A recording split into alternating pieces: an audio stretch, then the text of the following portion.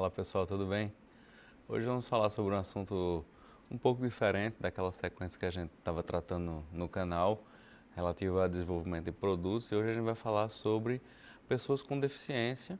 Depois a gente, na continuação desse vídeo, eu vou falar sobre produtos assistivos. Diga uma coisa, quando vocês eram menores e tinha que tirar o time, como é que vocês faziam? Tipo, jogar futebol, como é que fazia na rua? Pela qualidade dos caras. Ele sacava que aquele bicho, que eu vou jogar com aquele atacante ali, aquele bicho Que ali ele é o é melhor e melhor. você puxava. Eu tive um professor de Você educação faz física ali. que ele fazia os parezinhos assim, tipo, esses dois são os melhores, aí esses dois são mais ou menos parelho e tal, aí você vai pra um, você vai pra outro, vai pra um, vai pra outro. Então, esse conceito assim de você equilibrar times, isso tem a ver com o que a gente faz no mundo das deficiências. Na verdade, o conceito de handicap, ele vem exatamente dessa ideia de você fazer compensações. Então, no mundo do kart se faz muito isso. Às vezes os kartistas têm pesos diferentes, aí eles equilibram o peso botando um lastro no kart de cada competidor, de modo que todo mundo saia mais ou menos com o mesmo peso e não tem uma vantagem. É sobre esses conceitos que a gente vai falar hoje, sobre o mundo das deficiências. Toca a vinheta, Matheus.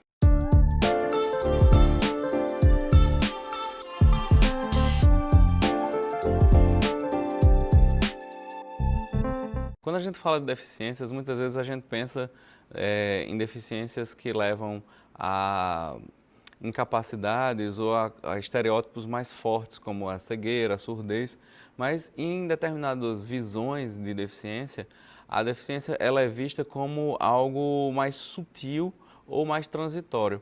Por exemplo, o conceito francês de deficiência não é a pessoa com deficiência, que é o nosso conceito brasileiro, é a pessoa em situação de desvantagem. Então, nesse conceito, nessa conceituação, a gente vai ter pessoas que estão em situações de desvantagens temporárias. Por exemplo, uma criança ela está em situação de desvantagem com relação aos adultos em determinadas conversas, porque ela não vai entender. Uma pessoa idosa ela vai estar em situação de desvantagem em relação aos jovens no momento de se locomover.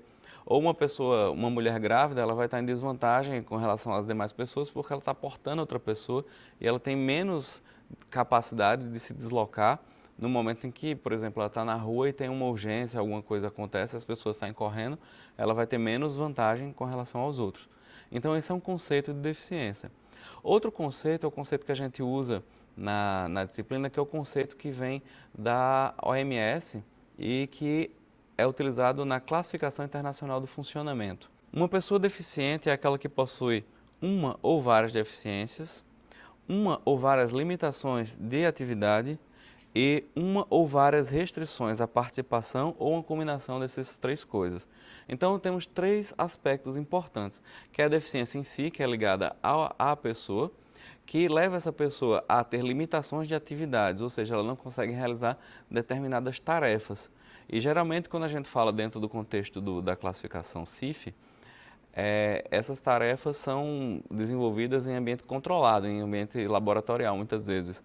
São testes que você pede para a pessoa, coloque a mão em cima da mesa, coloque a mão na cabeça. Então, são essas atividades que a gente está falando. E a partir da possibilidade da pessoa realizar essa atividade, a gente coloca isso dentro de um contexto social. Então, ela consegue realizar determinada atividade, portanto, ela consegue participar de determinado contexto. Por exemplo, eu consigo tocar violão, eu consigo participar de uma banda. Eu consigo chutar uma bola, eu consigo correr, eu estou apto para jogar futebol com os meus amigos. Então é mais ou menos essa a ideia. Quando a gente fala de deficiência, eu vou colocar para vocês o conceito aqui que está na classificação. São problemas nas funções ou nas estruturas do corpo, tais como um desvio importante ou uma perda. Quando a gente fala de desvio importante ou uma perda, a gente está falando em relação à média da população. Então, a pessoa muitas vezes tem um amigo que fala assim, eu tenho um olho esquerdo, eu tenho apenas 10% da visão, mas 10% da visão em relação à média da população. Porque, por exemplo, como eu uso óculos, eu não tenho 100% da visão dos dois olhos perfeitos, eu tenho já uma correção, entende? Então, essa é a definição de deficiência que a gente adota, tendo também em mente aquela definição que a gente fala, que muitas vezes a deficiência é transitória, ela é uma situação momentânea. A mulher que está grávida, depois dela dar à luz, ela já não tem mais aquela, não é uma deficiência, mas é uma desvantagem em relação à média da população. Eu não quero ficar de mal com as mulheres, muito menos aquelas que estão grávidas. Quando a gente para pensar no papel que as pessoas com deficiência tiveram e têm na sociedade, esse papel vai mudando ao longo do tempo. Quando a gente pensa em civilizações mais antigas, como a civilização grega ou a hebraica, o papel da pessoa com deficiência era um papel mais à parte. Ele era visto como uma pessoa amaldiçoada, ou aquela cujos pais ou a conduta dela mesmo levou a essa situação de desagradar os deuses ou desagradar a Deus e, portanto, ela foi punida com essa deficiência. Com o passar do tempo, dos séculos, esse papel vai mudando. A gente chega na Europa, na Idade Média, e tem um papel ambíguo, que é o papel tanto de bobo da corte, que era um papel de divertimento em cima da pessoa deficiente, e o papel também de ser o alvo das atividades, das ações de caridade. Vide, por exemplo, o papel de São Francisco de Assis, em relação aos leprosos. Então, esse era o papel naquela época. Mais modernamente, as deficiências elas vão assumindo outro papel, principalmente com dois aspectos. Dentro do século XX, o pós-guerra, que depois das grandes guerras mundiais, as populações dos países que se envolveram nos conflitos tinham muitos feridos de guerra e essas pessoas viam-se em condições de dificuldade de voltar a desenvolver suas atividades normais, por exemplo, voltar para o mercado de trabalho. Então, isso gerou na sociedade uma reflexão a respeito de como integrar esses feridos de guerra de volta como sujeitos ativos da sociedade.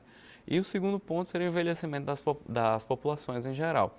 Você tem uma população de um país que vai envelhecendo porque a expectativa de vida vai se aumentando e como é que você integra essas pessoas em atividades laborais ou atividades educativas. Então, são esse papel que vai mudando ao longo do tempo. Do ponto de vista dos números, a gente tem muitas vezes a ideia de que o público deficiente é um público pequeno, mas se a gente olhar em escala mundial, eu vou colocar aqui para vocês na tela,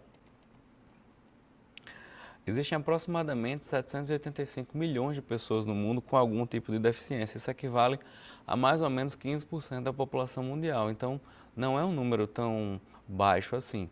E se a gente para pensar em pessoas que têm dificuldades funcionais severas, a gente considera aí que é um número em torno de 110 milhões de pessoas no mundo que têm deficiências severas. Quando a gente fala de deficiência severa, a gente está falando de cegueira, a perda total de um sentido, como a cegueira ou a surdez, ou a perda da capacidade de andar, a paraplegia, a tetraplegia, que são consideradas deficiências graves.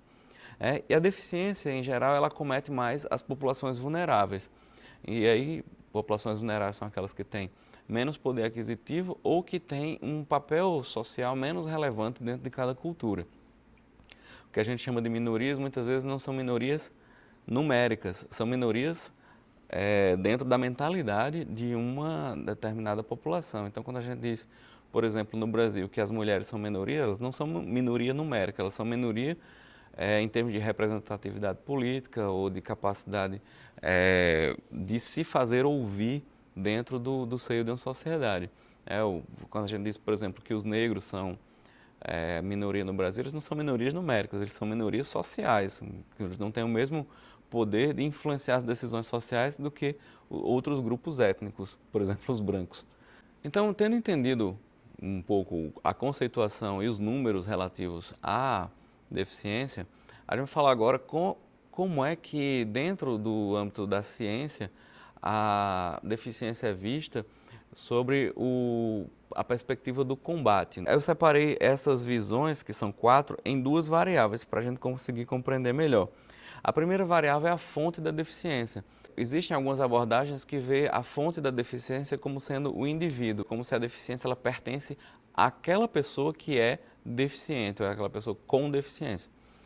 E outra visão é que a sociedade é que é, digamos assim, deficiente em termos de não conseguir incluir as pessoas que têm diferenças dentro dos seus contextos diversos, do trabalho, do esporte, da educação, do lazer, da cultura e assim sucessivamente. Então, com relação à fonte, ela pode ser individual ou social. E a outra variável, voltando para a tela, são as abordagens utilizadas para combater o problema.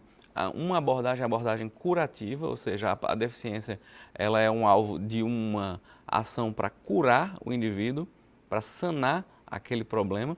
E uma outra visão é um modelo adaptativo, ou seja, você não vai eliminar o problema, você vai contornar esse problema ou conviver com ele.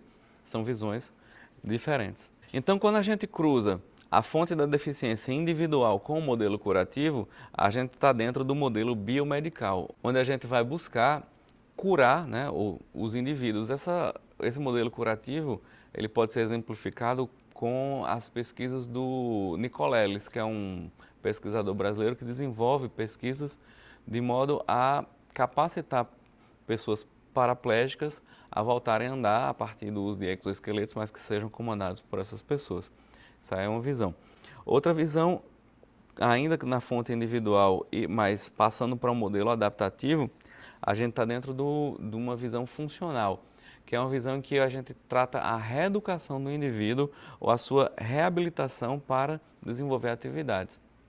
E muitas vezes, nesses casos, isso envolve um reposicionamento laborativo, então, um reposicionamento laboral. Então, a pessoa tinha uma profissão, ela não consegue mais exercer por alguma razão, é feita uma readaptação, seja nas suas capacidades de modo a ela se reposicionar profissionalmente ou uma nova maneira de fazer aquelas tarefas para que ela consiga desenvolver ainda aquela profissão para a qual ela já foi treinada. Voltando ao cruzamento. Pela fonte da deficiência, a gente tem a fonte social cruzando com o modelo curativo, a gente tem o modelo jurídico ou dos direitos humanos, que vai visar medidas compensatórias, em geral financeiras, que possibilitem a pessoa comprar ou produtos que vão ajudá-la a desempenhar tarefas ou adaptar seus ambientes. E aí, partindo para um modelo social, numa visão adaptativa, é um modelo de acessibilidade, onde não só o ambiente privado, aquilo que pertence à pessoa vai ser adaptado, mas toda a sociedade, todos os equipamentos públicos, o urbanismo, as políticas públicas em geral vão estar focadas em permitir acesso. E aí quando a gente fala de acesso, a gente fala de informações adaptadas, a gente fala de acesso às vias públicas e aos edifícios que recebem público, não necessariamente edifícios públicos, podem ser privados, mas que recebem o público. Então, tem esses aspectos. Tendo compreendido essas formas de combate, digamos assim, de interpretar e de confrontar o problema da deficiência, eu vou apresentar para vocês como é que a Classificação Internacional do Funcionamento, que é proposta pela OMS, ela traz a caracterização de uma pessoa com deficiência. Eu vou colocar na tela para vocês que ela acaba englobando tudo aquilo que eu já falei, conceitualmente, numa estrutura que vai permitir a compreensão de uma situação de uma pessoa com deficiência. Então, nessa visão da CIF, a gente tem uma estrutura que vai apresentar a situação de deficiência de uma pessoa que leva em conta os fatores individuais e os fatores coletivos ou sociais. Se a gente coloca na tela para vocês, um problema de saúde de uma pessoa vai estar nessa primeira linha. A gente vai ter as funções orgânicas, as estruturas anatômicas, atividades e participação. Nesse sentido, a gente está falando da parte individual. Então, do ponto de vista das funções orgânicas e estruturas anatômicas, a gente tem primeiro as nossas estruturas corpóreas, como minha mão, por exemplo, ela é uma estrutura anatômica.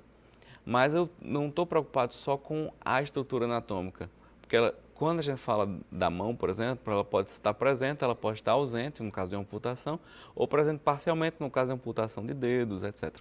É uma perda pontual.